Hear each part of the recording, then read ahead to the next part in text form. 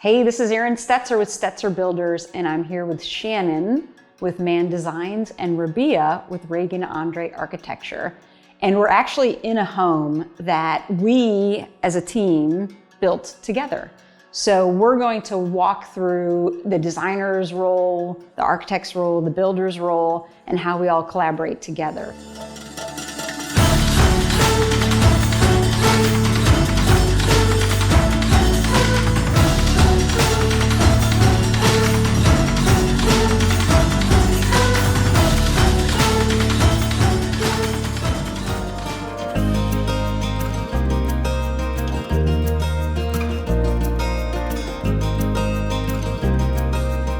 Shannon, let's start with you. What is all of this home building business stuff? How does it work? Well, it kind of all depends like who comes into play first. Obviously the homeowner, but do they already have the builder? Have they already defined the architect, or have they just come to me first because we have a relationship already in place? But whichever the order, the key is about the team coming together, and then we have our defined roles, and then it becomes this amazing tapestry of collaboration where we work on each other's strong points, and so that's what makes it all happen in the end. Yeah, and you were saying, Shannon, that it's such a gift when the team comes together, and I think ideally, in an ideal world, it comes together sooner in the process than later, but I think having that connection, that trust, and knowing that we are all working on the same team and we have the client's best interest in mind, but we are also all responsible for that equally. So it is about collaboration. It's not about who gets to shine in the end. I think if the end, the client gets the product, which we love creating, right? We love designing, we love wanting to see the best outcome. At the end of the day, if the client wins, we all win. So, what's the value we bring to a homeowner approaching this entire process as a team?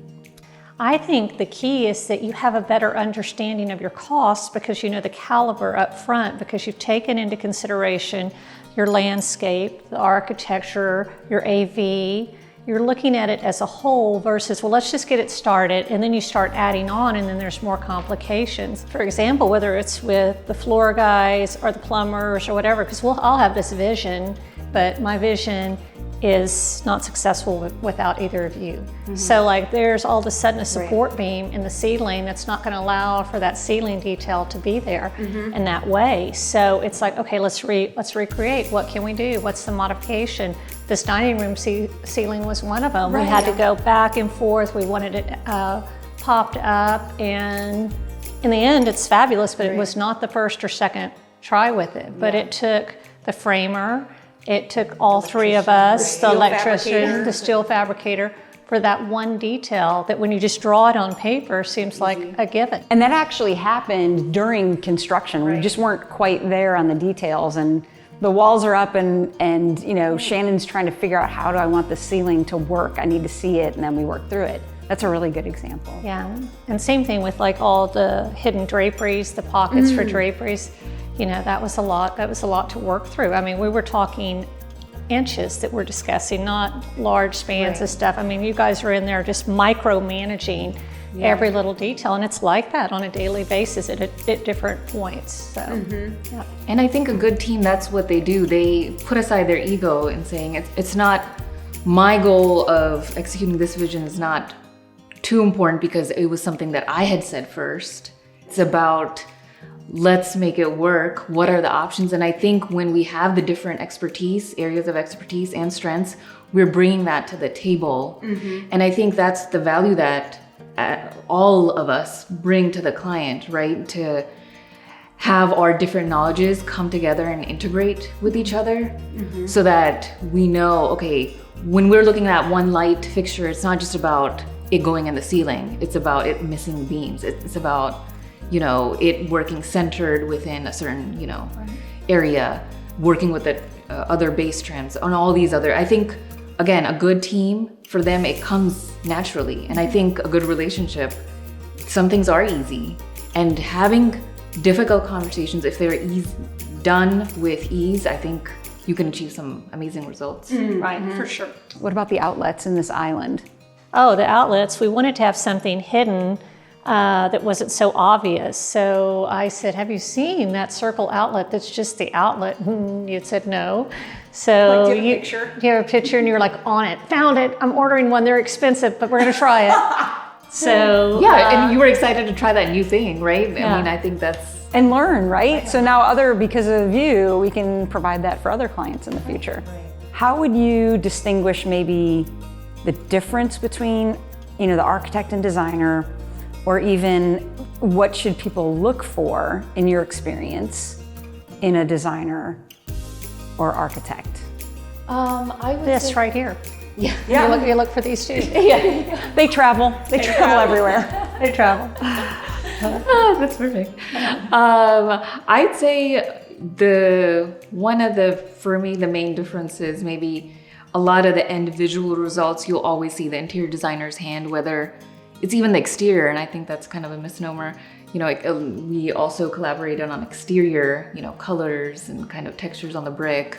So a lot of the visual end product, the interior designer has a hand in. Our role as an architect might get into more of the technical behind the scenes, whether it's permitting, code, working with different subs or consultants like the structural engineer, civil engineer, because you're all, at the end of the day, dealing with all of those trades, bringing it all together.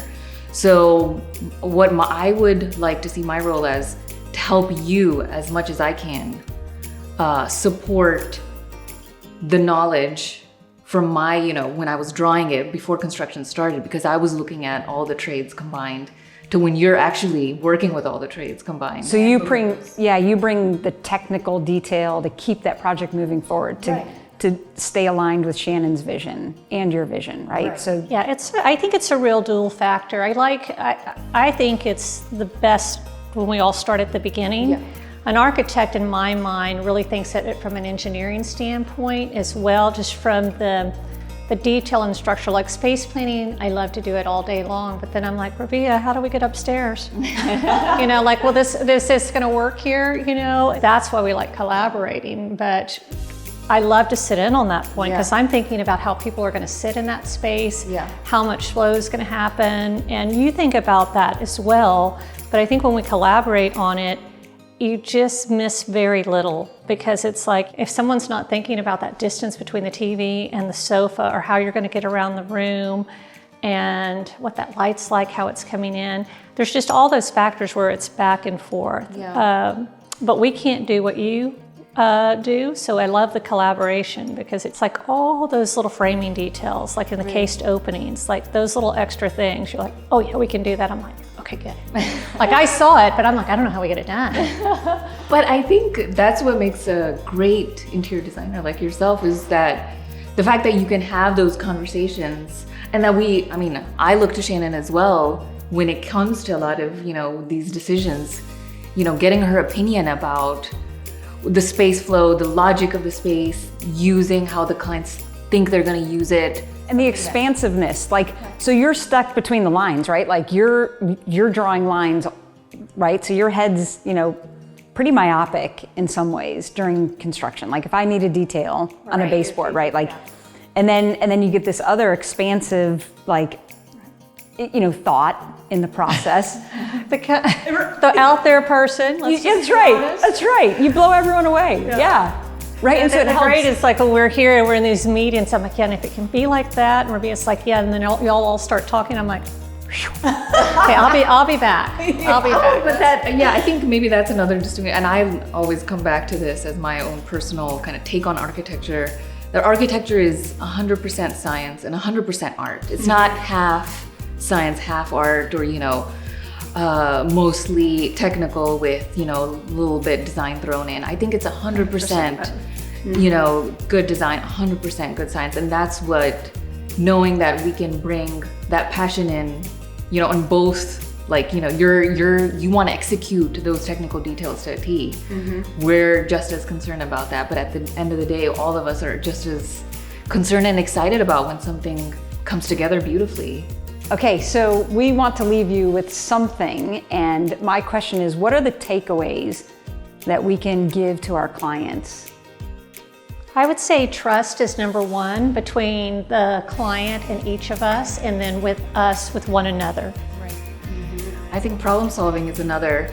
Having a competent, knowledgeable team, bringing on all those, their experience to come together and problem solve, because that's always something that we deal with every day. Right, and then the communication behind it. Like, we have the client, we communicate with the client, we have each other, we communicate with each other, and we have the executors, the teams that execute. So all of that has to be wrapped into one package with a bow. Absolutely.